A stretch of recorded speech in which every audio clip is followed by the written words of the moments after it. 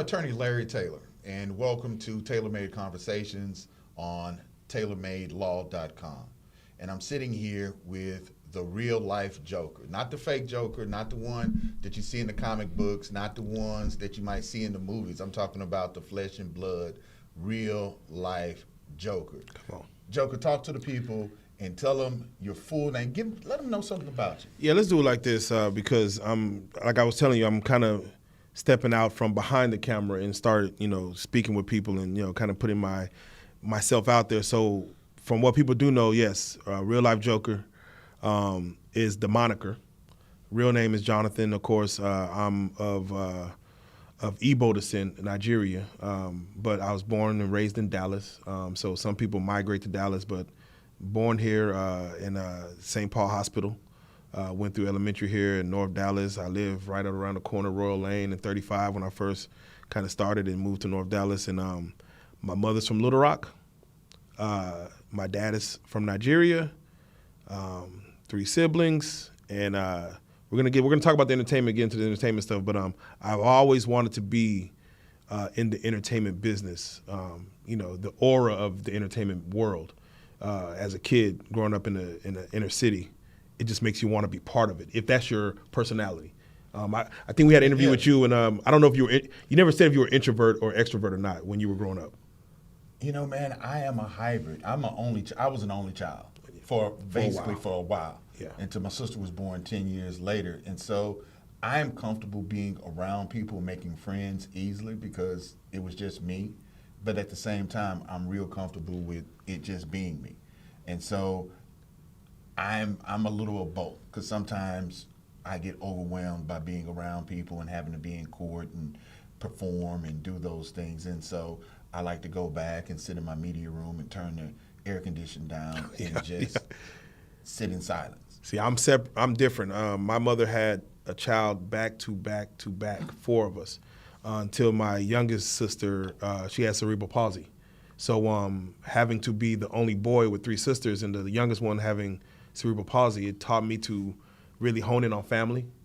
We had to have our imagination had to be strong, because sometimes we can't go outside. We have to stay and take care of your sister. So we had to have I used to I never my sister played with Barbies, but I would have He-Man toys and I would make up whole cartoons. And I remember when I was younger, I was like 10, 11, 12, my dad had a VHS camera and I would do stop motion film. Really? If I could find one of them tapes, man, I would love to show you. 11 years old doing stop motion film with He-Man toys. Wasn't it a TV show like that, man, where the kid was recording his whole life growing up in the 80s? There was a TV show. I don't know the name of it. You should do it. I should do it. You should do I should do it. So yeah, there you go. But that's my story in a nutshell, as far as just family, wanting to kind of be a part of this entertainment world, and just kind of having a dream. That's all it is, having a dream. But I'll let you ask some questions. I'm going to go back to your whole family dynamics, but I want to give a shout out to my Nigerian brothers and sisters, because thanks to my brother Ugo, I got through law school. He was my study partner during law school. And so if anybody sees this and they want to donate some fufu, like anything of that nature, some J-Lo. I'll be here to accept it. Yeah. But man, let's talk about that, because that's huge, right?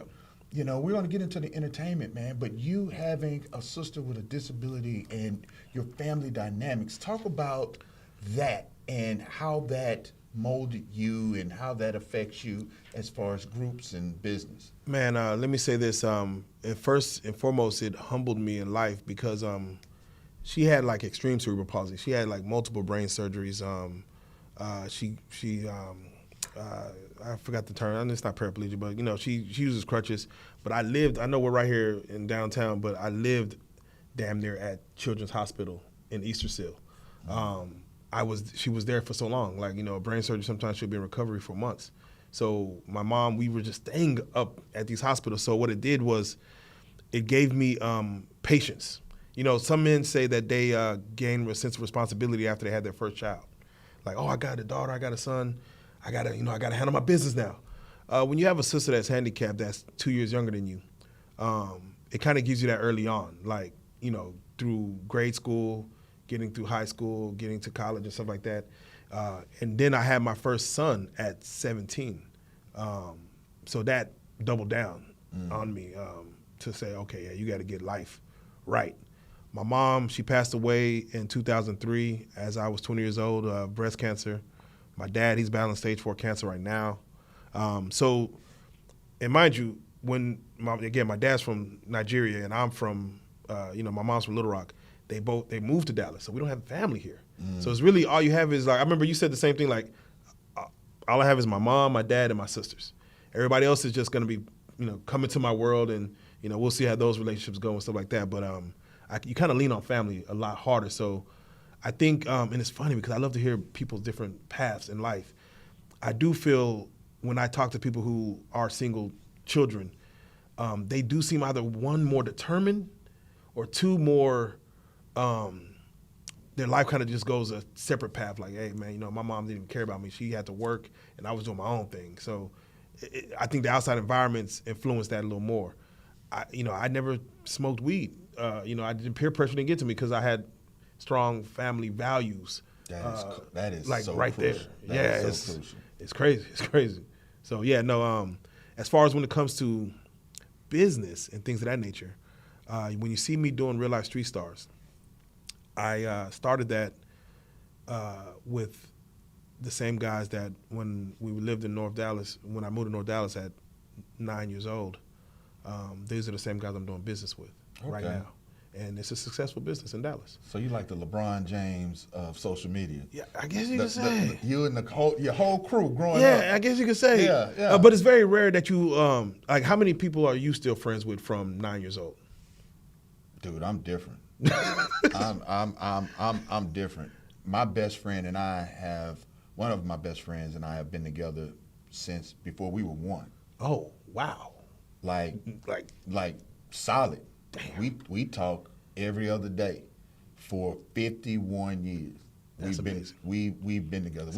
We had separation anxiety when one of us would go on summer vacation. Yeah. Right? And so in the summertime, we stayed at each other's house. And so my other friends, I got 3 other friends who I met in junior high. And, we played sports together. There you go. We rock and talk on a group chat basically daily. And so I'm one of those people because I didn't have a brother and I didn't have a sister until I was 11.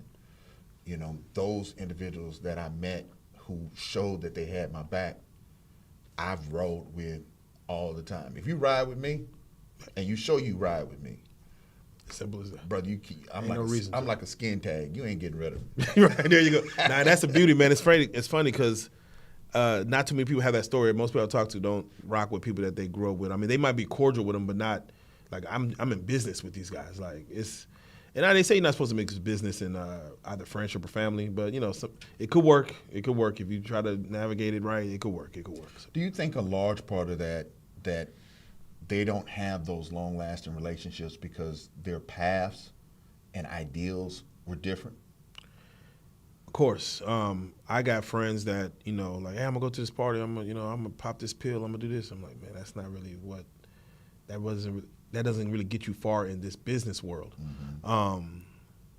It's funny. Can we be authentic? Can we be authentic? They do. All right. Let's be authentic. A lot of dudes in my corner were chasing females rather than chasing the money. And mind you, I understand that, because we were all, before we started doing RealLyfe Street Starz, we were all rappers. And every rapper wants the groupie love. They just want the groupie love growing up, especially if you're single. I've been with my girl since I was, I told her I had a baby at, she got pregnant at 17. I'm still with her. It's 25, going on 25 years, or 24 years, I'm sorry. So I don't have those same desires to be like, all right, well, let me lose this focus and chase this versus, no, I got to take care of this kid. Like, I got to figure this out. So I think sometimes people's circumstances could change, whether daily, weekly, monthly, yearly, to where you might have to sometimes detach yourself because someone's goals may not align with yours, and that's all it is. And so I want people to really hear that, right? So I'm older than you. Yes. And so we always look at this next generation and kind of figure out what are they doing, what are they thinking about. And so I really would like to highlight, just in case someone missed it, you took that old saying, you never lose a woman by chasing money, but you can lose money chasing women.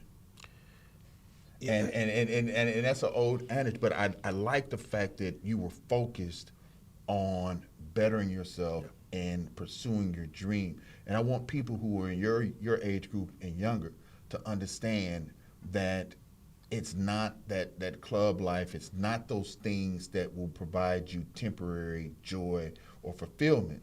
Right. It's working to get those things that will provide long lasting. Yes. And so I go through the same thing. You know, this week I was at the MLB All-Star game. Yes, correct. Yes. Right? And so I left in the fifth inning. And I had guys who flew in town, right? One of my guys brought in a guy who was part owner of a baseball team. He was like, we're going to go out, we're going to blow, I was like, man, I got to go. Damn, I don't know. I would have probably stayed. No. I don't know. I would have. Because like you, staying focused. I have a client that I have to take care of that next day. Oh, there you go. Right? And taking care of that client and my reputation at doing my job and being good at my job means more to me than that 2 hours of what is alleged to be a good time that can turn into a headache and a bad time in the morning. Yeah. And so I'm proud to know you and know that you have that kind of determination and focus, even though you just admitted you probably would have went out. Yeah, no. Again, I ain't gonna lie. I've seen some high-profile lawyers in Dallas partying like a mug. I ain't gonna lie. I've seen them in a few spots partying like a mug. But you had said something there in which it's funny because a lot of guys are doing this now, and I want to tell guys to stop. Don't do this so much. When you chase your dreams so much and chasing, they don't have to be women, but chasing the money or the thought of success, that if you have children, you have a girl, you're neglecting what's at home. I've seen, even in our run, some of my partners, I've seen them chase this so much that they lost their girl because they weren't paying attention to their needs at home. And they were chasing, not women, but chasing this dream. And it's crazy when you get finally to success, because it took a while. The Street Starz started in 2014. RealLyfe Productions, which our production house, started way before that. But Street Starz started in 2014. We didn't start making money as far as any type of profit until 2020, 2021, after COVID. Probably 2021 more so. So that's 6-7 years where a woman has to be like, you're taking money from this house to invest in yourself. And year by year, I'm not taking no trips. I'm not shopping and buying no Chanel bags. This dream you're selling me is not happening, and some women don't have the fortitude to stand there. That's why it's hard you kind of got to get married early, I guess, because a girlfriend could walk away and then someone new could come in and take all that. But with that being said, as long as you're purposeful and you're passionate about your dream, I will tell the young kids out there to, yes, do focus on your dream. And if there's anyone, even a girl that you're not married to or have children by, if they're not trying to help you get to your goal, then you might need to reassess your situation, is all I'm saying. And we talked about that yesterday. Yeah, we did. With my situation, being married to my wife and having that understanding that what you just said, they may lose them, but you know, what do they say? Pressure makes diamonds. Yeah. And fire burns out impurities so that you get to the gold. Correct. And so, if you have someone in your life who is not necessarily there for you, and understanding that the dream that you're searching for is for both of you, they may not be the right person for you. Correct. Because at the same time, and I'll talk about this at a later series, I was homeless with 3 kids. Whenever people say homeless, what level of homeless? Because I was living in a room smaller than we are right now. Oh, wow. Okay, yeah. Sleeping on air mattresses in somebody else's house. And whenever I could get $100, I would go spend one night in one of the weekly hotels if I could catch the right rate. I know what you mean. Oh, yeah. Nah, and so I'll tell more details. We ain't gonna spill it on this one. Yeah. Okay. But let me just say this: that movie with Will Smith, Pursuit of Happiness. Yeah. I couldn't watch it because I would break down because it was my life. Man, I don't have those stories. I had never again, having a kid young, you're back against the wall. You're gonna figure it out. I mean, there was times that I don't have a criminal history, a criminal background, but there's times I had to do some shady things just to feed my son, and I'm like, by any means. And again, I'm glad to beyond that. But again, everyone has a testimony. Everyone has a story to tell. Everyone has a story to tell. And that's, again, it's funny because you can find everything we're saying. There's success stories and there's failures, and it's like you got to pick and pull between what works in your life. Because I could tell you, hey, chase the dream, and you could get to success. But also you could chase a dream and, you could have nothing at the end as far as, getting too engrossed in what you're doing. So, yeah, it could go both ways. Both ways. And absolutely, man. And the thing is, what is that other saying? Yeah. You miss 100% of every shot that you don't take. That is correct. Well, are you a religious man? I am. I am. Do you lean on religion as far as for a lot of things you do? Yes. Staying prayed up or anything of that nature to say, all right, let me give the glory to who I need to give it to? Man, look here. I think I told you guys yesterday that one of my things is that I felt like God has never let me down and let my clients down when I was in line with what he asked me to do and moved as he directed me. So if I'm telling my client, hey, I need you to go to Oak Cliff and go to this store and buy a Snickers bar, it ain't just because I need a Snickers bar. It's because something I felt like I've been instructed to tell you. But when they do it, they go home. There you go. Or their case is successful to their liking. There you go. And so I'm real big on being humble and obedient to what some may call their spirit man and what they say. Because, the flesh will lead you wrong Oh man. all day, every day. I'm telling you. But if you take that, whether you're religious or not, when people say, it's this little voice that was telling me, find a way to translate and understand and hear that little voice because it's something in you telling you not to do something or to do something. Correct. That Snicker bar story, is that something real? No, it's okay. But you know what? You said it was for cheesecake to go to walk to Brooklyn or something? Hey man, look here. But it's kind of like what we talked about when I was on your show. I didn't want to do this. Yeah. I never sought to be in entertainment or to be in the public. Yeah. But right off the gate, I'm meeting people like yourself and your stories and what I have to bring to the table. If we can help and transform one individual's life that will help generations, Yes. then it's worth it. Yes. It's worth it because when you put yourself out here, you put yourself out here to get attacked. Correct. Because it's somebody with nothing to do, but so much. It happened already. But so much to say. It happened the moment I started putting myself out here, and I attached myself to someone that we both know, and they came. I'm like, wow, this is. But I got thick skin, so not too much rattles me. They call me the Joker, and I got that moniker when I was younger because not because I'm funny or nothing, but it's just more so I look at life glass half full. Mm-hmm. I never really go on the pessimistic side of things. Mm-hmm. I kind of take life, just with a grain of salt, and I always used to say like, man, life's just a big joke. I'm just waiting on the punchline, and so even my girl just gets mad at me at times because you just don't take nothing serious. I said, man, the moment I'm taking stuff serious, I'm going to stress. The moment I'm stressed, I'm not going to be capable to function at the best of my ability. So I try to have nothing but good energy around me and, just have, I don't know what it is, the aura of people just to be good. The moment I feel like, because we had another guy who was there who said, I got to keep a gun on me. And I felt your argument with him like, man, it seems like you got to keep a gun on you. It seems like you're inviting that in your world.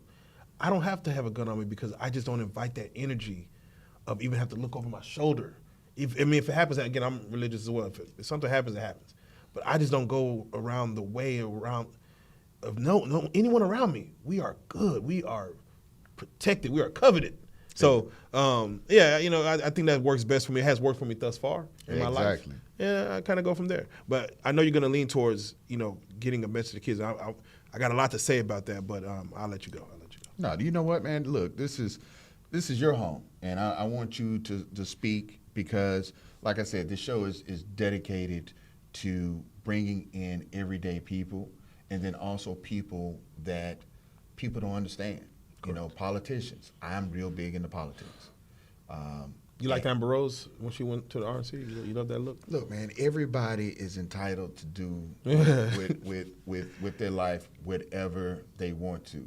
But if she wants to learn something, she needs to look at what happened with Stacey Dash. Yeah, man. Oh, and so there's a number of individuals that you can see that have jumped into that position, and I just haven't seen anyone prosper from that type of deal. Yeah. And and this is not personal. This is not party. Yeah, just history. This is history. Yeah, you just look at history. Right. And so, you know, I tell people I've had the privilege of working for both some of the most powerful Republicans as well as some of the most powerful Democrats. Yeah. As a lawyer. And so I've gotten to see behind the curtain of both parties. Right. And so, and like I told you yesterday, I am for what's right and what will move the community and people forward for generational opportunities. Correct. That's the side I'm on. Correct. You had mentioned as far as speaking on what our purpose was of starting RealLyfe Street Starz.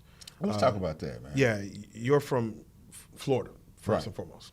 You come to Texas. Correct. And you're in Houston. And what was, when you were coming up, and again, you know, this is from the 90s, you know, Katrina, all this stuff. What are your thoughts on Dallas? Back when you were growing up, what were your thoughts? And I don't say Dallas. Well, let's speak on Dallas, but I really want to lean towards the entertainment side, and that's why I'm going to kind of tell you how RealLyfe became what we became. Okay, and you know, there's no shade on either city. I told you yesterday, Houston was more based on economics. Yes. Right. If you made $50,000 a year, whether you were white, black, Asian, Hispanic, you lived in this community. Sure. And so we grew up with everyone. I grew up eating vegetarian meals from a Muslim family that lived across the street when I wouldn't even eat my mom's vegetables. And that kind of pissed her off because she was like, you don't eat my vegetables. And I was like, your vegetables don't taste like they vegetables. I'm saying. And so, you know, we ain't never used curry over here. And so I got a taste of a gamut of all communities. That's why I can cook lupia. I can cook Filipino dishes. I can cook Chinese dishes. I can cook Italian dishes. And so my palate as well as my understanding of cultures is different. And so when I moved to Dallas and told people I wanted to go to Galleria, the first thing someone said was, black people don't go north of 30. Yeah, that was a thing. And so, you know, looking at that, and it's not anything I'm making up. And if anybody thinks I'm making it up, go to the Dallas Morning News and read the decades of articles about the Red Line and the difference between the financing and opportunities in North Dallas and South Dallas, as well as education in North Dallas and South Dallas. And so all of that plays a significant role in opportunities and entertainment and what people are able to do. Okay, go ahead. And so, you know, that was Mo, and you know, our sound man, and you would think that he would turn his phone off, but you know, I expect the sound man to have sound. I expect the sound man to have some sound. There you go. There you go. I expect the video man to have some video. There you go. But you know, Mo and Chris are my dudes. But man, shout out Mo and Chris. Talk to me about you know, RealLyfe Street Starz and Dallas and entertainment. When we started, the biggest artists out of Dallas, Vanilla Ice, DOC, Erykah Badu. Mind you, me and my young guys, we start rapping ourselves. We start rapping. We had CDs in Europe, Deca Boys. If anybody in Dallas knows, y'all hear the name Deca Boys, y'all know what it is. We was all up and down Deep Ellum in those days. But rap, this is, you know, back when, you know, people trying to make that one-hit wonder song, it just wasn't working. So we opened up a studio. Said, hey, we got to save money instead of buying studio time, let's get our own studio. So we started that. We didn't have nobody shoot our videos, so we started shooting our own videos. After a while, we started noticing that the entertainment market was Houston. This is going back into the Swisher House, Michael Watts, and even before that with Jay Prince. People I grew and up Rap with. A Lot. Yeah, so see, there you go. So you already know, yeah, the north side. So Greensboro. wait, the north side and south side. I was there. Was it really that a difference between the north and the south though? Like, man, it became a strife in the late '80s and '90s when people started wearing hats that said north side and south side. But you know, I remember going out and seeing Willie D and shout out Willie D for real. and people don't even know this, but the first group, and they used to do house parties with back in the day, was Royal Flush. Oh man, hold on. Royal Flush was the Ghetto Boys before the Ghetto Boys. Oh man, okay. And so, Education. but go on. Yeah. So with that being said, and you know, and again, I would be jealous of Houston. I used to come to Kappa Beach and stuff. I'm like, man, Houston has it popping, and Dallas just didn't have nothing happening. We had some guys in high school that you know, again, I went to school with like Lil Will, you know, my Dougie, you know, and we started saying that we're not getting the same type of stardom that a Lil Flip was getting in Houston, where you hear him with a $20 million deal. I mean, Lil Will has my Dougie. How come he doesn't have a $20 million deal? How come he isn't being able to open up a supermarket with the kind of money he's making? So we said that Dallas had a void when it comes to the entertainment and the people of the entertainment world having a voice here. You look at LA, you look at Miami, New York, Detroit, Chicago, Houston. Everyone seems to have some type of basis to go either on radio or do something to where there was a, before you get to radio, there's like either a show you go on or something, some type of entertainment, form of entertainment to be able to have people get their voices out. So we started the Street Stars and we hit the ground running where we said, hey, let's start this and let's interview. We did a couple of early interviews, but we said, let's get Mr. Pookie and Mr. Lucci, who are big in Dallas. Let's go for, at the time, Lil Ronnie had Throw That in a Circle, Smooth Vega, some other people, Papa Ron. These are the people who have notoriety, and we said, let's get their stories out. Let's give them a high-class look. And mind you, that light wall that you were sitting behind, we bought that from a Playboy photographer who was right up the street on Empire. And he was closing down his studio on Empire, and 35 right here. And he had a whole studio. He's like, I'm about to move to Miami, chase, you know, do the Playboy dream. And he had that light wall. He's like, I'll sell it to you guys, man, at $800. And we didn't have it. We're broke. We're like, man, we don't got no $800. So it was like me and my guy, we're like, man, let's just put something together. Let's go. I'm going to go withdraw my account negative because I don't know what that light wall is. This is, I guess you call it divine intervention. I said, we got to get that thing. I don't know what we're going to do with it. We got to get it. So we buy it. We get it. We put it there. We start taking a couple of photos, you know, because we're photographers as well. We start off as photographers as well. So we're taking pictures, and it wasn't until we interviewed the late, great Mo 3. And we interviewed him in a little room like this, where we had 2 chairs. And then he was like, man, let's go do the interview in front of that wall. Like, let's do it in front of that. And we're like, nah, that's normally for pictures. But my partners ended up going to do the interview, and my partner Rook, you saw last night, the gun-toting Rook. Yeah. He was like, man, this was a dope look. We should call it something. RealLyfe Street Stars. And that's how the birth of RealLyfe Street Stars began. And then therefore we started just booking people. And it was surprising to see how many people want to tell their stories, especially in Dallas. Because Dallas has a lot of talent. But we don't have the outlets to get that. And I think the floodgates open right then, because everyone had a story right then. Like, oh, now mind you, a lot of the OGs didn't want to talk. You know, like you would have like a Willie D or somebody who'd be like, man, these stories going to stay with me for my autobiography. But I guess some people just got lazy, or not lazy, but just like, I ain't got to wait for that. I'm going to go ahead and give some of my story out. So even for you to sit down for 3 hours and give your story, you don't have to do that. You can save that for your autobiography. But to be able to say or have enough confidence in our platform to respect your story, to say, hey, I'm going to go on your situation. We've done that. Man, I was going on YouTube the other day and said we have uploaded over 10,000 videos. I said, wow. They're not all interviews, but I'm assuming we at least did over 1,000 interviews, at least. I'm like, man, that's... Yeah, you did. I'm like, yeah, that's crazy. That's a lot of people to talk to. That's a lot of people. And so let me ask you this, man. You guys are photographers. Let's go back. You guys are photographers. Correct. You buy this wall. Yeah. That costs more than what you have. Yeah. What was really? I mean, what else besides just wanting to create a entertainment plug? Were you trying to do? What was really when you first started? What was the catalyst that made you say, or better yet, what was the main goal starting off?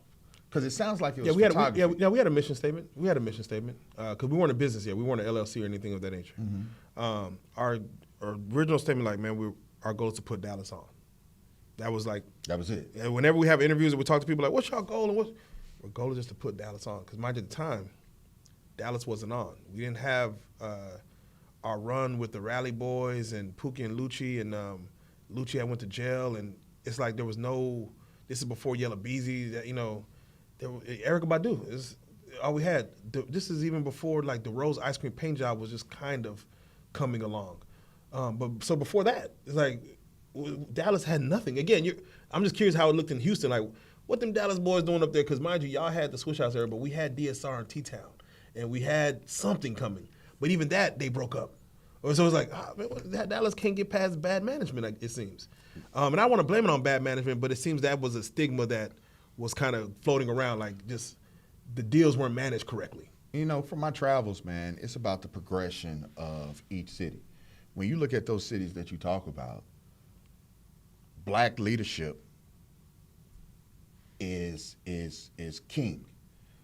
In Dallas, we had a lack of it, but go ahead. Exactly. In Dallas, you guys didn't have, people like Commissioner and Price in power at that point. No. Right? We had, what's her name? Anna, what was our mayor's name? She shut down the club, Platinum 2.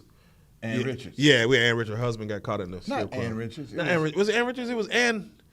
Laura Miller. Laura Miller. I think, Laura Miller. I want to lean towards Laura Miller. Miller. Yeah, it was Laura Miller who found her husband in that club up the street, and man, it was hard times. But a large, like when I travel to Atlanta and DC, and I go to cities like that, and the cities that you talked about, you see that young black people have people in leadership that they see.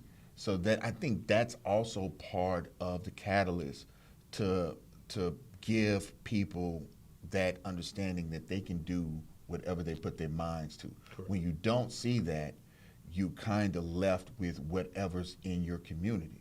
Yes. And so one of the things that I always laugh about, one of the reasons why I moved to Dallas, one of my best friends I met in college. Yeah. And so I'm like the godfather to all his kids. When I first came down here, all they ate was catfish nuggets. And I was like, what's a catfish nugget? It ain't no redfish, it's no bass. I mean, what's a catfish nugget? And I tried to introduce, he came to my house and he was like, hey man, what's this redfish and shrimp and blue crabs? Yeah. What's this right. What's this seafood? Now my man is eating oysters and he didn't know. His palate was simplified. And right. He opened it up. Right. So not just me, but when he excelled in his career, he saw more, so he did more. And that's one of the reasons and one of the things that I want to do with this platform, and I'm hoping, and I know that you're doing with your platform, is that when people see more, they can do more. Yeah, I think we inspired a lot of people to pick up podcasting. It's crazy. I'm looking at rappers now who I respected back then are picking up this platform, and I'm open to it. I'm like, man, it's when we grew up, it's all you knew was to be a rapper or a ball player. That's the only way you could be looking like the dope dealer, or the guy with you can't have a chain unless you're a rapper, unless you're a football player. There are no other avenues. You're not going to be the manager of the rapper. You're not going to be the person who handles their books, their accountant, looking like that. You can't still own your essence of who you are and still go to work normally and still, unless you're the rapper or that. So I think when we start picking up the cameras, becoming photographers, because I feel like me and my guys were all talented. Like we have talent. You are. I think we shout started. Out to Rook. Yeah, shout out to Rook, the chess master himself. Yeah, the chess master himself, and we have these talents to where I'm like, can we eat off of this?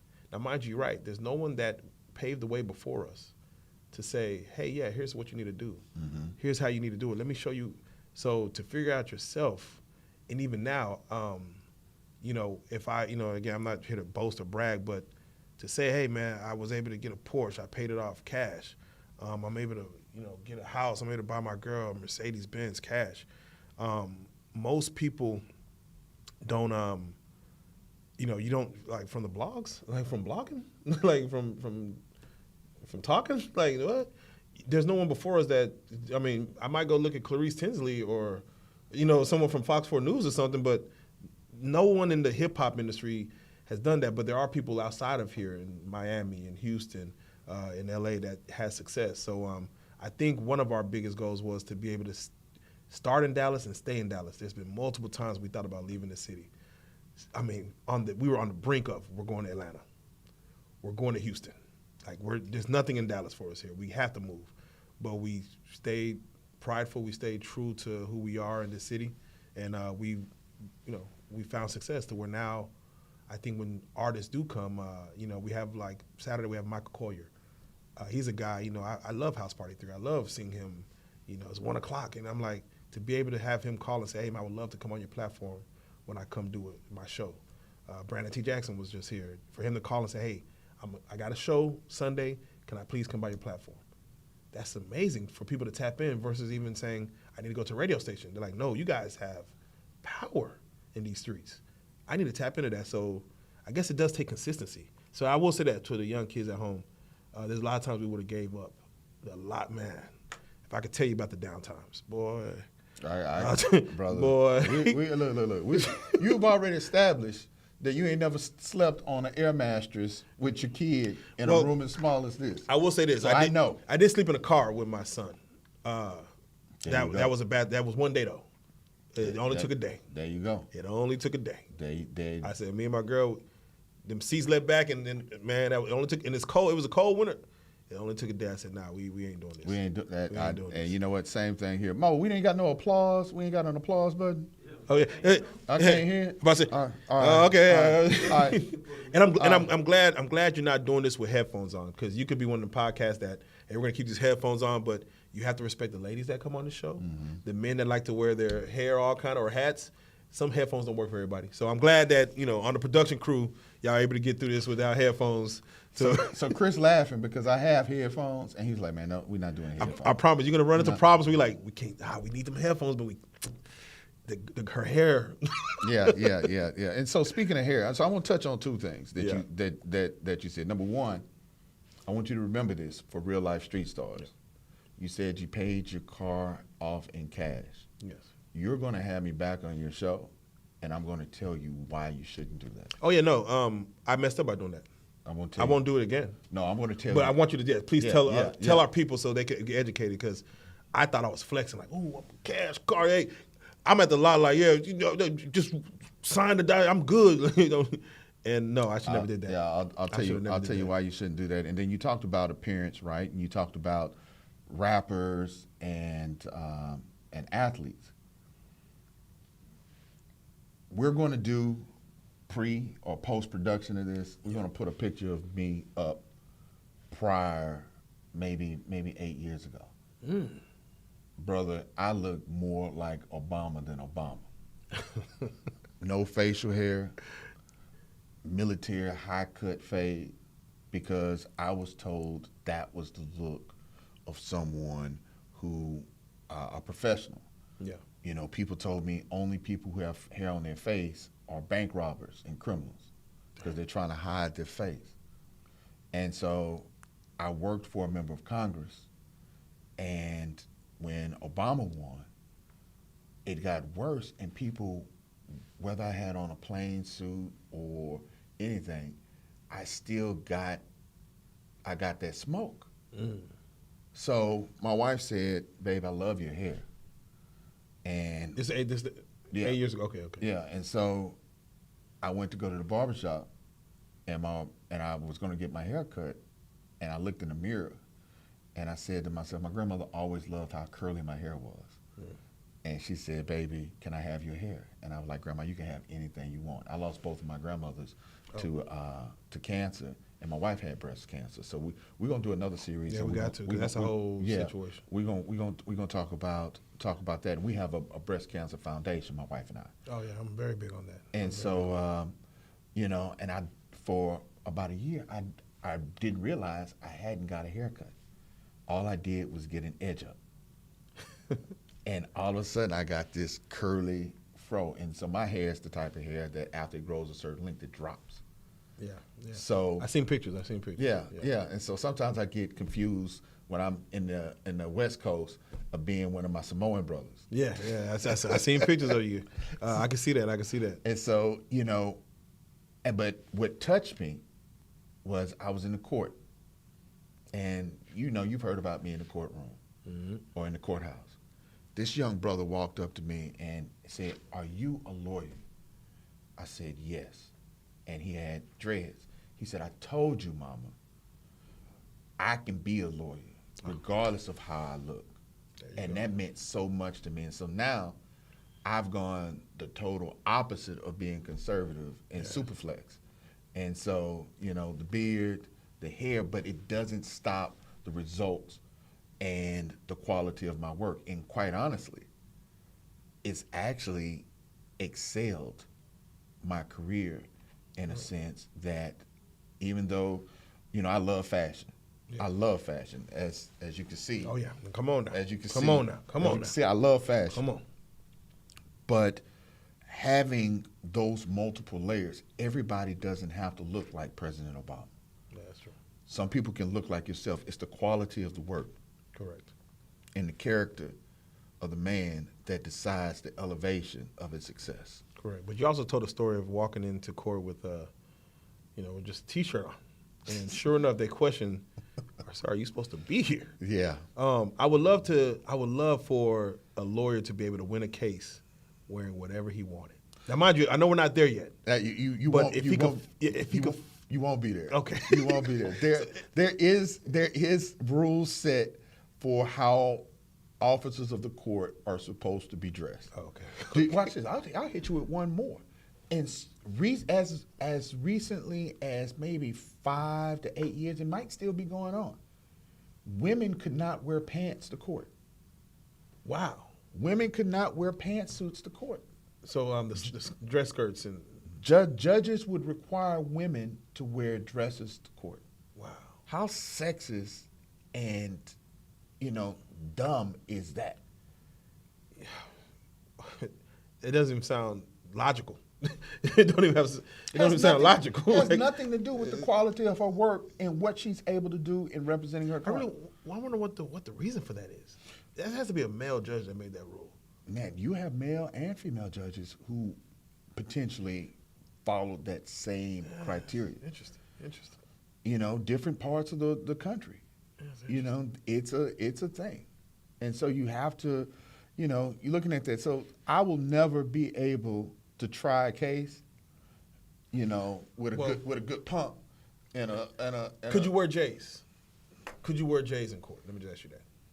You know what? You may be able to get away with that. Okay. Only because the footwear for most people have changed. But at the same time, if you did trial, do you really want to risk that? Because the ideal of a trial in some cases is to, not tip the hand of a decision. Very true.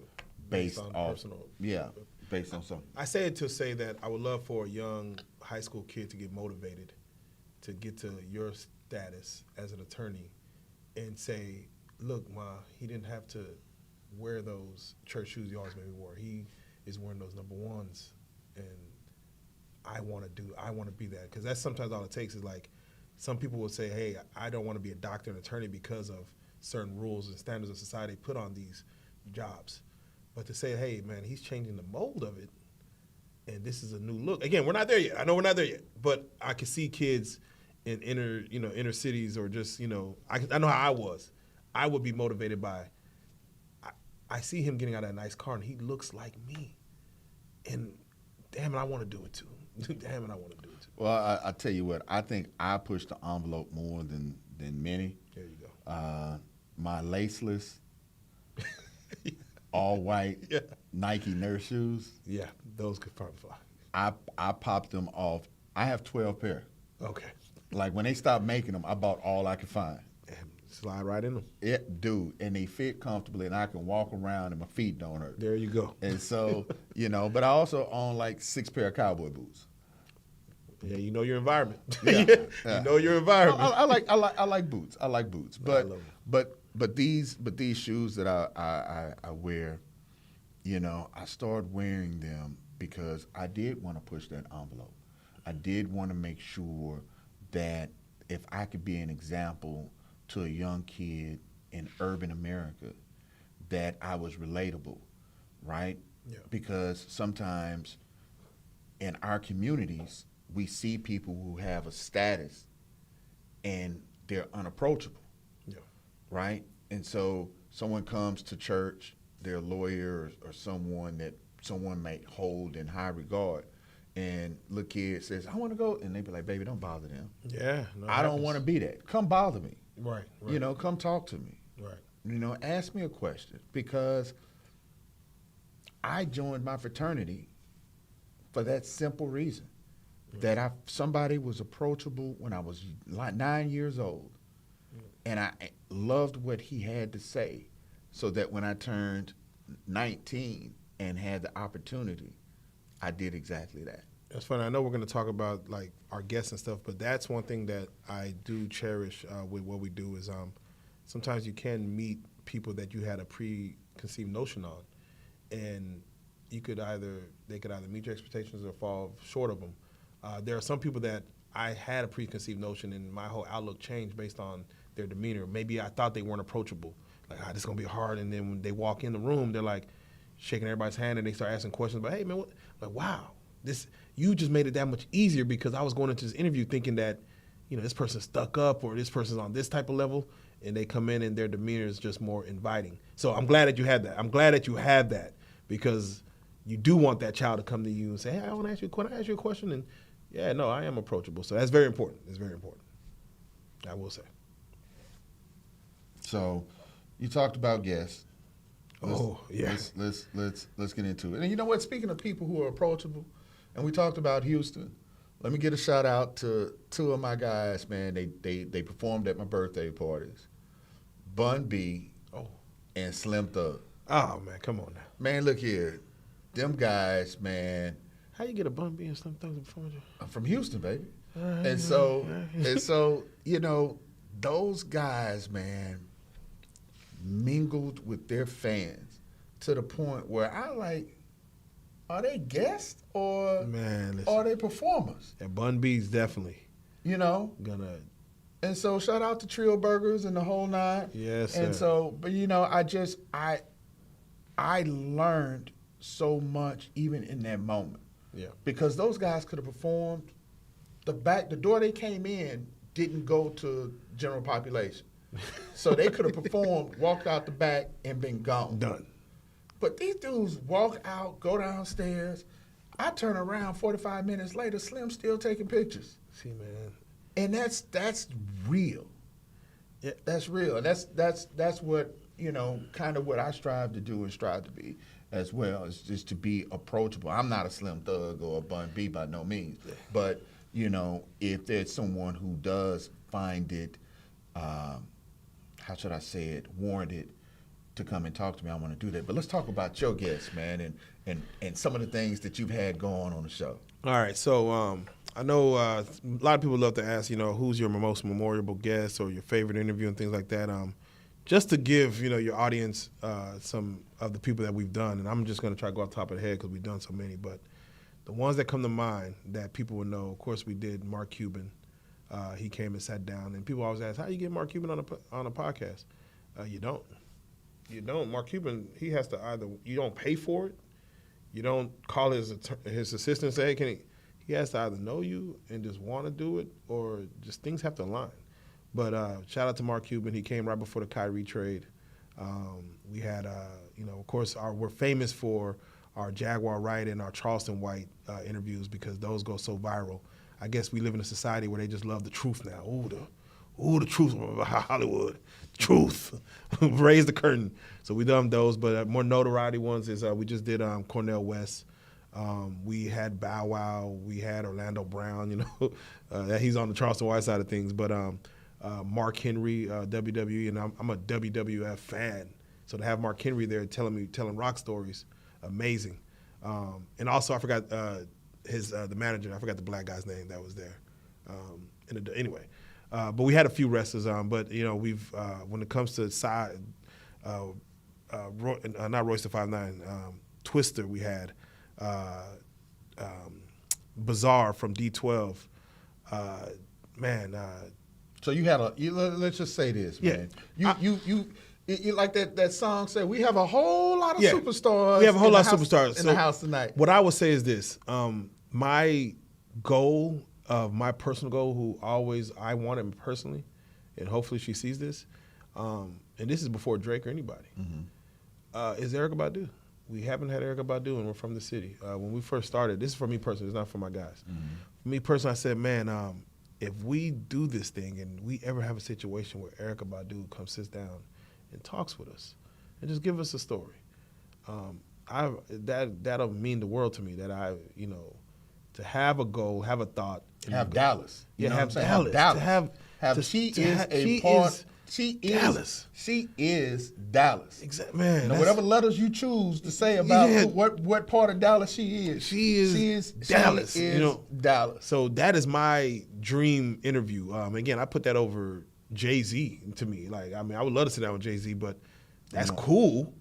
But to save some young kids from Dallas got to the level of saying, I'm going to do something out of nothing and have the Dallas's biggest star come sit down, that'll be amazing. You know what, man? I just saved myself a lot of money as a lawyer. I know that people can get paid for being injured. And I almost sung a verse from Bag Lady that would have pierced people's ears and possibly ruined music forever for them. So you about to let her know that? I was trying to let her know. And Mo, if Mo would have seen me about to sing, he would have known, because Mo and we used to be on the radio together. Yeah. And Mo has seen my musical talents. And so you start cleaning your throat a little bit? Man, look here, man. In church, I was like the baby brother. Yeah. So the pastor had like 9 brothers, and I was the baby brother. Yeah. And I was in the men's choir. Okay. I got to church and got to singing in the choir. Them boys that were bigger than me was grabbing my ribs. Yeah. Pastor said, the Bible says the Lord likes a cheerful noise. So we're going to ask you to mouth the words. Yeah. I got happy in church one day in the choir and tried to start singing. Man, them brothers looked at me like, no, man. Stop it. Stop it. So saying that, man, I'm not that my talent is not music, but man, tell us some of those moments with some of those artists, like what did they say and how did they react, and what did your viewers react? Yeah, I will give it to you like this. There are moments, again, a lot with Charleston White where we, shut up and he's preaching and it's like, oh. But I think the more thing that hits me is like when I go back and, I watch like a Mo3 interview and he gives an analogy like, man, when you're way up here, people are still down here, they're going to be trying to poke you to get back down here. Like, why are you so up there? Why we can't reach you now? We need to bring him back down here. And for him to be slain, we kind of, again, we do rappers, but man, when I tell you over 20 to 30 people have passed away from being on our couch, it let me know that what we're doing is more for legacy, for you to come tell your story. Your children's children will have something to fall back on and say, I wonder how my pops was back in 2024. I wonder what was on his mind. And we're capturing those moments. So to see even the young people that's, see struggle, there's some, I don't want to start naming the ones that aren't here anymore, but to see them come on the couch and then not to be here no more, to say, let me go back and, we just had a recent passing of Gucci Mane's artist named Channing, to where when she passed away, I was able to go back and look at her interview and what she wanted for the R&B culture of just the world, that it hits harder now because Can you discuss how she passed away? They say it was due to overdose, but they also say it was due to withdrawals from drug drugs addiction, which I don't know. Is that possible to pass away from? Yeah. And I talked about it yesterday that I actually worked on the opioid litigation. Correct. Yes. And so one of the reasons why I worked on that so adamantly is so that we can bring resources to the urban community so that things like that don't happen. But go ahead. Okay. Yeah. So no, she passed away recently due to either withdrawals or due to some type of dealing with drugs. And mind you, she had just got released from Gucci Mane's label, came to Houston, signed with a no label in Houston. It wasn't Jay Prince, but it was, let's just say it was someone around Houston, and then came to Dallas to work. And just weeks within that, she's no longer here. And now her legacy will go on, but her telling her story is finite. So to be able to have that to fall back on, it's like Fahrenheit 451 or something, you know what I'm saying, where they burn all the books. We don't need the history of what's going on. What we're doing is we're collecting history on all these people, yourself and everyone else. So I now understand the reason why people want to be on the show so bad, because they're like, you guys are tapping into things that I don't even ask myself. It's almost therapy. Or I'm recollecting things that I don't even talk about. So with that being said, moments, favorite moments, or like moments to where our audience really geared towards. We just had an interview yesterday. I want, as this comes out, I want people to go watch it, because this is one of the most touching interviews we had. Was a guy named Vernon, just a normal guy from Shreveport. He tells the story of being violated in prison when he first got there in Leavenworth at age 21 after being caught from robbing a bank. And he said he wanted to tell that story because he said, I see you guys have a lot of rappers or even people from prison that talk on this platform, but no one ever speaks from a victim side of being essayed, assaulted in prison as a man. And mind you, he's not homosexual or anything of that nature. He went on to live a normal life, but that is a demon that haunts him. And he went into detail about what happened. And hopefully young kids who are out here taking penitentiary chances could watch that interview and say, I see him in myself, and that same thing could happen to me, because he went in very green at 21 years old. And a guy who had been there, a lifer probably, preyed on him. And it was all in his face. And he didn't know that it happened until it was happening. And he's like, damn. So to get those kind of stories, I think we're getting beyond, because we used to just get rappers. We're getting beyond just the rap stories. Now we're getting attorneys telling their stories. Now we're getting, officials. We had, what's her name? Jasmine Crockett. She came in and sat down with us. And it's funny to see her before she ran for Senate. And now to see her Congress, I'm sorry, to see her, with the, how she went viral recently. I was like, man, we tapped into her way back when she was just in district, in the Oak Cliff, or whatever district number it was. So I'm like, man, it's amazing to get these stories and have this as a history of Dallas. So I think that's why we can never leave the city. We're collecting the history of Dallas. So if anybody ever said, I don't know nothing about Dallas, and I moved here 100 years from now, they said, let me tap into the RealLyfe Starz channel, and they can probably get a good education on everything Dallas right there. You know what? I'm gonna try to get someone to come talk to you. Antoine Lucky. You heard that name before? Antoine Lucky. That's the homie, man. Bruce Wayne. Yeah. That's the homie. Has he been on the show? He's been on the show, but let me tell you what I told him, and he'll watch this too. I said, Antoine, because you changed your life, I would want to have a conversation with you about those dark times, and then transition to what you're doing now as far as the philanthropy, the nonprofits and things of that nature under Bishop Omar, and rest in peace, Bishop Omar. Yeah, I want to have a real conversation with him because I want people to know his story. So my fear was that he didn't want to do that. My fear was like, I got these, I got people watching, they don't even know the dark. But as I spoke to him, he said, no, I don't mind giving you that story. So yes, we do need to get him in as soon. And I know his daughter is, they're in the entertainment industry and things of that nature. So if I want to have a real conversation with him to tell his whole story. That's my brother, man. Yeah, what a lot of people don't know about me, and I never really talk about, is that those brothers in those communities, I was there. I've been there with them, man, and pulling on them to do more and assisting to do better. So we talked about the radio show, right? Yeah. That was with Omar. Oh. I've been Omar's lawyer forever. Oh, see, there you go. So I'll come full circle now. Yeah, I'll come full circle now. Yeah. And so Mo was the producer. Yeah. And so man, I love that dude, man. I tell you what, and I'm just as honest as I can be. I don't think I've cried that hard over anybody. Man. I haven't. Yeah. Because, when George Floyd happened and the gangs took over I flew down there with him. Man. I never really, I told you I never really talk about some of the things that I do, but, when he went somewhere and it was something of that nature and it was possibly a legal question or some legal assistance that needed to be done, I went with him. Man.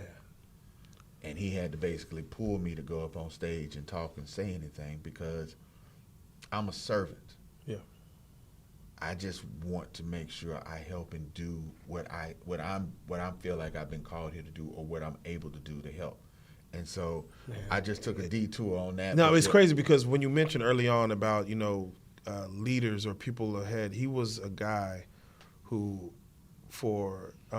again, my sister, you might have heard the story. My sister's son, which is my nephew, he was murdered in an Airbnb in Plano. And Bishop Omar was doing I forget the name of the campaign, but it was where he was talking to the violence in the community. And he brought my sister up there to speak on it. For what he was gearing into outside of, being a pastor and what this city needs is such a void now. And again, I know Anton and Corey and everyone's trying to fill the void, but I'm like, he was so needed at this time of what's going on. And Fort Worth was having their situation to where I'm like, you need boots on the ground from the place that you're in. I'm all for Al Sharpton coming to town if something, goes awry. But, man, Omar was one of those guys that he could mobilize right then and there, and everyone's there. So, no, definitely, man. Yeah, no, that's a detour that we need to take because I want people to understand what his legacy was. And I never got a chance to interview Bishop Omar. I hate that. But I did put together a panel in which I forgot, I think it was George Floyd it was when George Floyd passed, where Bishop Omar came in, and Bebe from K104, and a lot of people were there, and we did a panel. It's funny because that only did like 2,000 views. I was like, man, people don't like positivity, I guess. No, you know what? Let's talk a little bit about that. Yeah. About how the consumer consumes and what they choose to consume. Yeah. And you see that. You see a model, an Instagram model who does a lingerie deal and it's 120,000 views. Yeah. Or clicks or likes. Yeah. They post something about cerebral palsy and it's 5. Yeah. Like, you don't like to support worthy causes? And I want people to really ask themselves, how do you go by and not somebody you follow? Yeah. And when they post something that's positive and not provocative, you skim right past that. Yeah, no, it's as simple as this, man. Human nature is fallible, man. This building across the street could be a children's hospital that they start building 2 years ago, and then you're watching it, and you're slowly watching it slowly being built. They're creating a children's hospital, but it's not getting a lot of attention. Let a tornado come hit, and then that building crash down. Oh, it's going to be on the news for days and days, and the bodies aren't being found. And I don't know. I think human nature, we just like to see the train wreck versus how a train is built. When it comes to over-sexualizing things, like women, it's funny because Angel Reese, she's trending right now on Twitter just for wearing some booty shorts. I'm like, she actually steps out in shorts every day on the WNBA court, But it wasn't until she put on some Daisy Dukes where they're like, oh, I ain't know like that, boy, Angel Reese. I'm a fan now. Oh, you weren't a fan of her basketball skills or in college, but now. Or standing up for herself, or speaking up for women, or the causes that she does. Yeah. I know about those. I don't know about the shorts. Yeah. See, so you're in the small few. Because Twitter says different, that they know about the shorts. So it's just crazy how our attention, so when it comes to our content, people used to say, man, you guys are clickbaiting. We do this for a living. Like I was fortunate enough to not have worked a day job for the past 2 years by doing this. Mm-hmm. And yes, me posting that, if I use your interview and say, hey, lawyer gives good information on how to become an attorney and the struggles he went through, that won't move the needle. It won't move the needle. And it could tell a lot of kids of, oh, I need, and the ones who need to know, they'll tune in. But that doesn't pay the lights because it don't move the needle. But if I go with your story and say an attorney comes in, discusses why Diddy had it coming, and why YSL Woody did a bang up job. Oh yeah, we want to hear about how what's going on with YSL, and yeah, Diddy, he was guilty. I always knew. So I understand that we live in a soap opera world, and I'm a fan of Young and the Restless. So trust me, I love a good cliffhanger. It keeps the world moving. It keeps me anticipated. So I think we just live in a soap opera world to where, yeah, I think the more provocative, the more demeaning, the more. It's funny.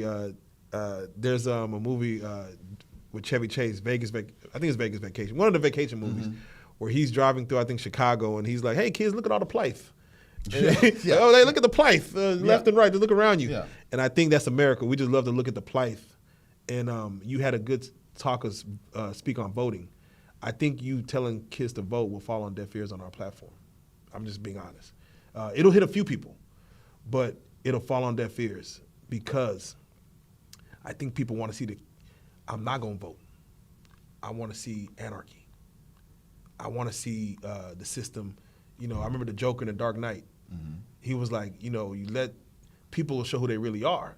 I'm just going to push. All it needs is a little push. I think society just wants to give it a little push to see society fail. We keep talking about the end of the world. I'm like, why does everybody want the world to end? Like, why is everybody waiting for it? Well, why do you want the rapture to happen? Why is that a thing? So I think we're just fixated on it. Movies make it, a thing. Mm-hmm. And yeah, it's just, I don't know, man. That is so interesting. Yeah. Because you and I probably definitely share that viewpoint in common. But the unknown of the chaos. Because if you think that old song, if you think you're lonely now, wait until the night, girl. Hey. I can make a song. If you think you mistreated now, wait until you don't vote. Come on. Boys and girls. If you think you got it bad now, wait until you don't vote. So can you talk to my girl for a second? Because she said, I don't need to vote because Texas goes red anyway. Can you speak to her if you don't mind? So for those of you who feel that your vote doesn't count, and if you're voting in an unwinnable situation, you're absolutely wrong. Because every time you vote, those numbers are calculated and added to, let's say, an algorithm to figure out how to get more people to vote and what's needed in order to switch and change things. When you don't vote, it's almost like the census. When you don't partake in the census and you live in an urban community that have bad roads and poor schools, and you don't fill out that census, the government doesn't know that there are actually 2,000 more kids in that school than they really know about, and so they need additional funding or they need to build a new school. Mm. Why do you think in quote-unquote other areas, new schools are being built like every 5 years? Because they're partaking into the system to say, hey, look at us over here. If a school is only supposed to have 3,000 and we have 5, you need to send us more money to build another school. So stay right there. So the woman who has 3 kids and she's just trying to go work at the Piggly Wiggly to go feed her kids. That's her main focus. Mm-hmm. She keeps hitting the same pothole in the road, Mm-hmm. and she's like, "When is the city gonna fix this pothole?" How does she know who, what, and how to get this pothole fixed? What does the normal average citizen who doesn't worry about politics jump into, say, let me get into this needs, in 4 years I would like to see this fixed? Like, what leads them to that? What information are they looking for when it comes to their elected officials and things of that nature? So you can either do one or two things. You can either call your county office. In Dallas, we have the county and city, right? You call those offices, you ask for information. You say, hey, look, I would like to report a hazardous road condition.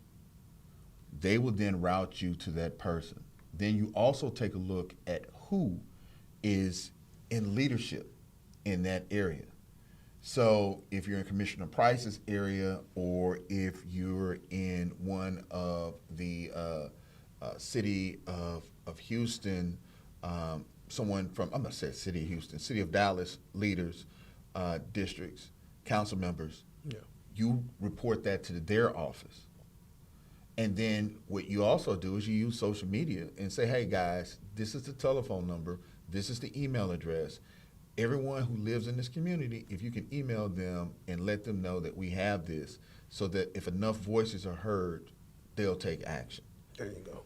And so look, man, the troubles that we face, we always want to individualize. Yeah. You know, the mother of 3, it's just me. No, it's 1,000 other mothers of 2s, 3s, 4s, and more who live in the same community. But if all of you get together, I want to sound like Big Mama, one finger. Yeah. Come on Can't now. do much. Come on But now. you ball all them fingers up and make a mighty fist. Yeah. That's what it takes to make change. That's why, you know, you talk about economics in other communities and the dollar not staying in the black community. Mm-hmm. Is because that fist hasn't been made. Now, we'll raise a fist in protest. Oh, yeah. We'll raise a fist for a video, for a picture. But we won't come together, you being the index finger and me being the thumb, come together and make a fist to make absolute change in our communities. We got to do it. But you and I are going to change that. Yeah. Should they incentivize voting?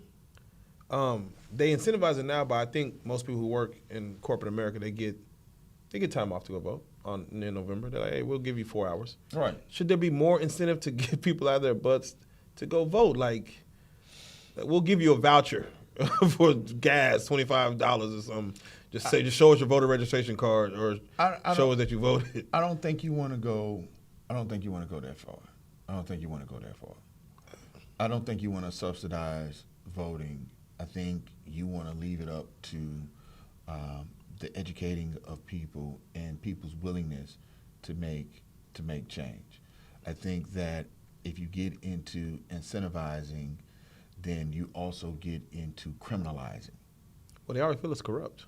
No, January 6th. Right. But if I give out gas vouchers, I mean, it's just to take care of you getting there. That's all it is. I understand. People will not vote because they don't have a way there. Free bus passes, a gas voucher. They do now. There is. Okay, I'm gonna say there should be something to just say you just need to get there. That's but there is bus transportation. Okay. You can dial a telephone number and basically get an Uber to pick you up to go vote. Okay, that's what I'm asking. Okay. So during election time on our platform, we'll share with your platform. Yeah, please. We'll share information about what you can do and what resources are out there to go vote. But the danger about that is, over the last couple of years, it's been rolled back.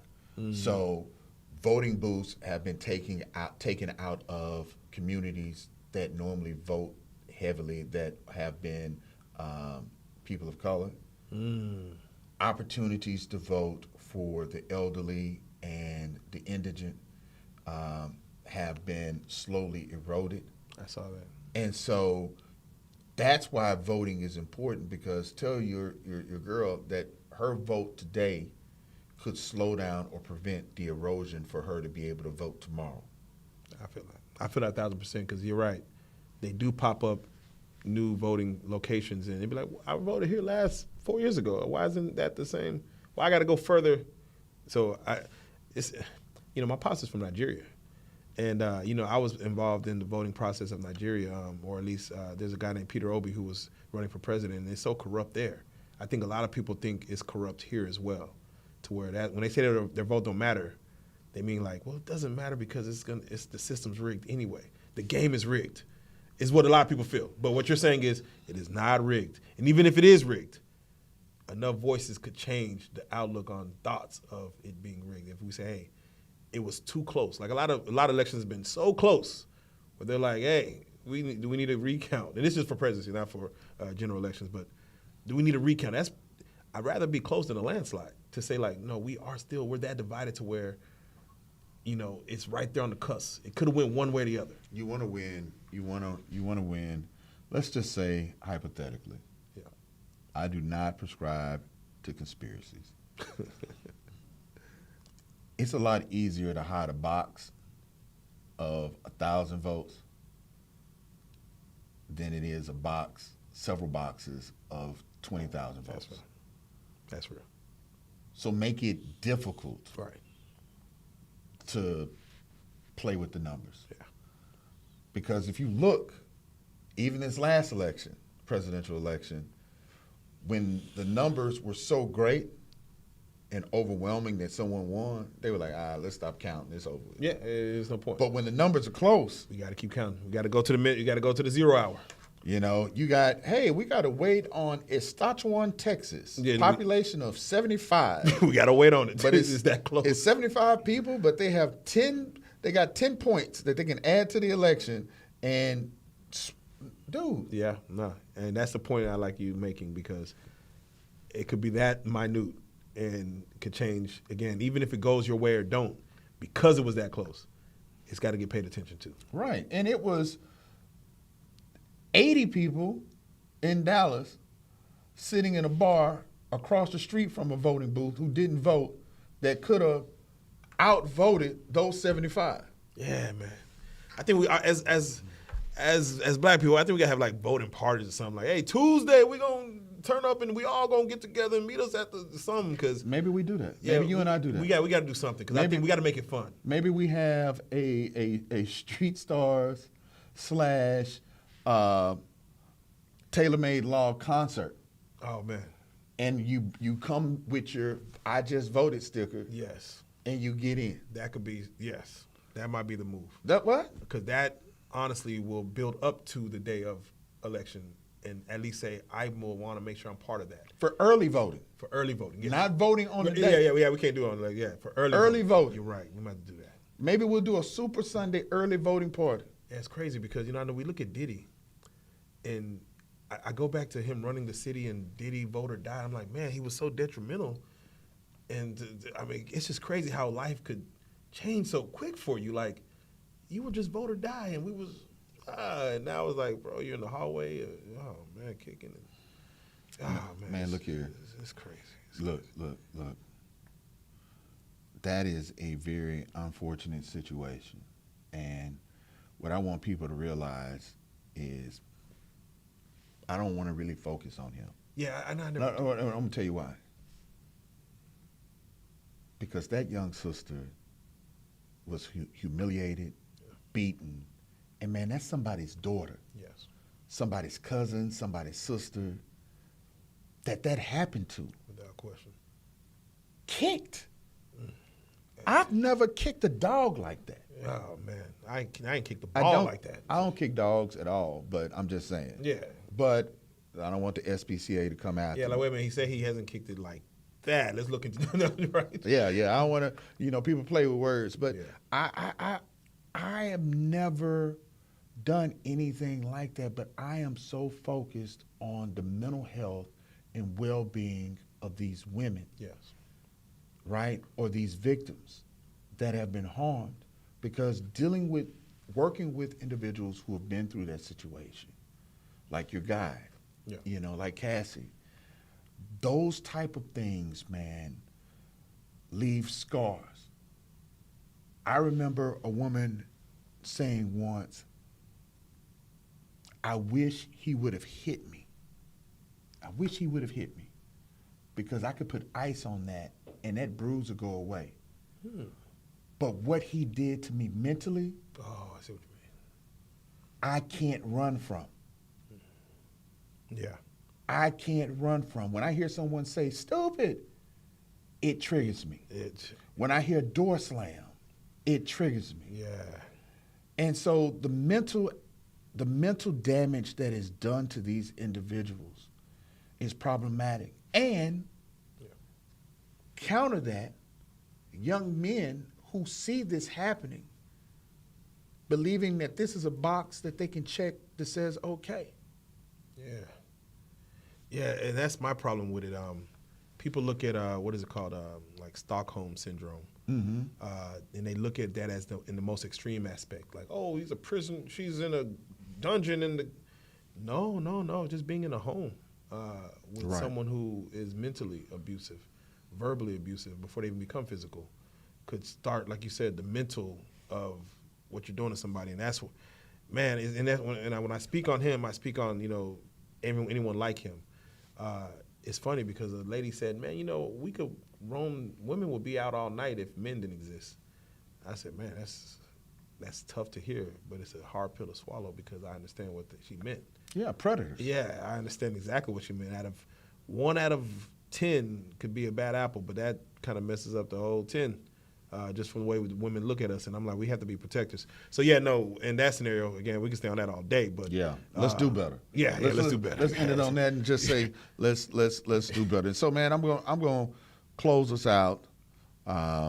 You're better at this than me as far as the taglines and telling people to like, subscribe. Yeah. So if you could go ahead and run that moniker on what people should do if they like what we had to say and like viewing what they've had to view today. Okay, definitely on my end. Again, I represent RealLyfe Productions, which is our parent company. RealLyfe Street Stars is a show on RealLyfe Productions. So there's other shows, but it's just the most successful. That's what people know. But if ever anyone wants to, of course, follow the whole platform, the YouTube is RealLyfe Productions. That's RealLyfe, Lyfe Productions with an S at the end. We're on everything from Instagram to TikTok to Snapchat to Facebook. It's going to be RealLyfe Productions and or RealLyfe Street Stars. And I think that we messed up by not branding we have 2 different Instagram pages, RealLyfe Street Stars, RealLyfe Productions. I'm like, we should have just had one. But anyway, with that being said, we got RealLyfe Street Stars with a Z at the end. I am RealLyfe Joker, RealLyfe_Joker, but you can follow the whole team. When you go to Instagram, just type in RealLyfe, keep those 2 together, and you'll see a multitude of us. Follow everybody. I don't want to go to follow everybody. But with that being said, I want them to make sure they go on our channel to follow and watch your interview, which, again, was a Marvel movie, 3 hours. I know, man, we talked about everything. Yeah, we did. I feel like I want to go take the bar myself. You know what, man? I felt like I was in there with some of my younger brothers, man, and we were just talking it up.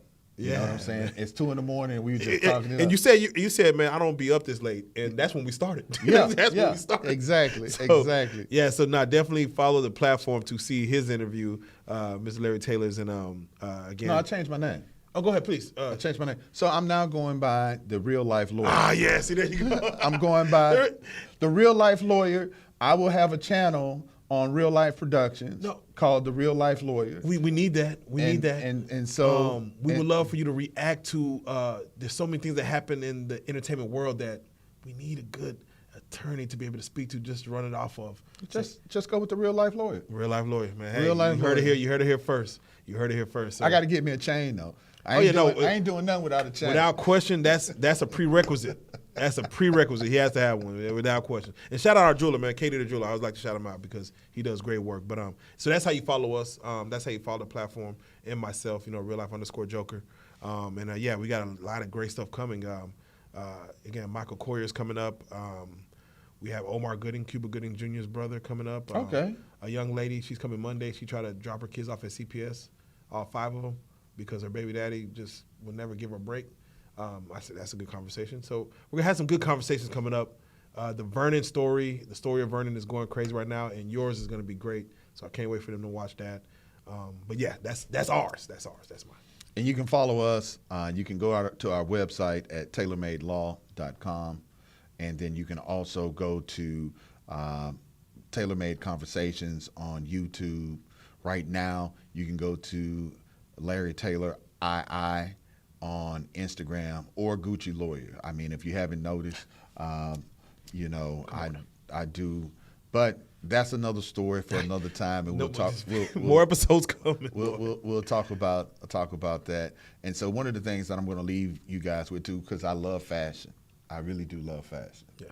If anyone can tell me who made these glasses that I'm currently wearing, they were actually highlighted in the, I'll give you a hint, the 2023 Met Gala. Ooh. And there are probably less than 20 of these in North America. So if you can tell me and DM me at Larry Taylor II who made these glasses, let me give you a good look. Boom. So you can see. Boom. Get your Google ready. I'll cash app you $200. Oh man, come on now. Then there's a price. Oh yeah, get your Google, get your Twitter fingers ready. Oh, they going. So let's do it. Hey man, thank you very much. No, appreciate it. Again, if this is an inaugural episode, I hope I was an okay guest. I hope those who come after me, they don't have no big shoes to fill, but I just hope they're as entertaining and as truthful, as vocal as I wasn't. Nah, brother. You got the real Joker. You got the real Joker. Yeah, you are the real life Joker. But you were not just honest and truthful, but we just had a normal conversation. Sometimes. Right? No pens, no pads. No, none of that. We had a conversation, and so every guest that will come on, whether they're a politician, because we're going to probably do more politicians. You said Price. We did a mayor. I forget his name. Sorry, I can't. Which city? John Wiley Price went against. They had a fight. Man, we're gonna skip that. We're gonna skip that. Yeah, because we're gonna cut that one out. We're gonna cut that one out. Yeah, because I only say that because whenever you have the judges and politicians, those are the ones that I think people, when they watch, they look for cracks and they look for the story to see if they're falsifying. So I can't wait to sit back and watch when you do, whether politicians, judges, senators, or whoever, those people in power that make laws or help create laws or help dissect laws. I can't wait to watch those interviews with you because what you just gave me, of course, just me being your guest, was authenticity. And that's all I'll be looking for, just authenticity.